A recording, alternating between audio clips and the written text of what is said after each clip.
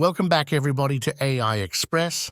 Let's take a look into how we can add or pay your Shopify with a credit or a debit card.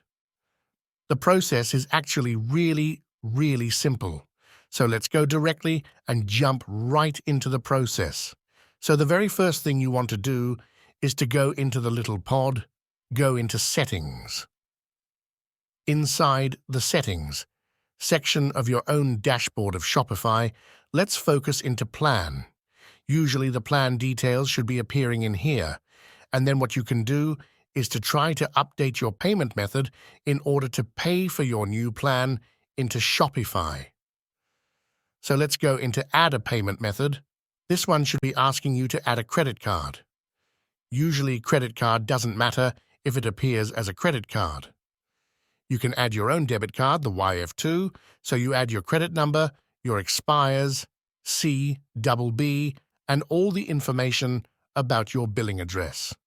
After that, choose Add the credit card, and you should see that your debit card is actually working through Shopify, so you don't have to be worrying about anything at all.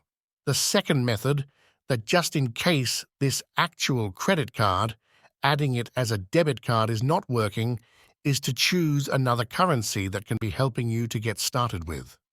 So you want to make sure that back in here inside your store details, you want to check it out. What is the store currency that is available that your product is selling on for your payout currency, and go to the payment settings. So usually in my case, I want to accept Mexican peso. That means MXN.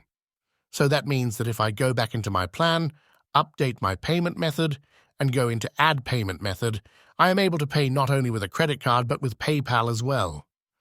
So what does the PayPal actually working for me? If I choose to pay with PayPal directly into PayPal, what I can do is to add a debit card so I can receive the actual charging stuff from PayPal directly from my debit card. So I can go here into Pay and Get Paid. Let's go into Banks and Cards. I linked a new card, and here I can link a debit or a credit card number.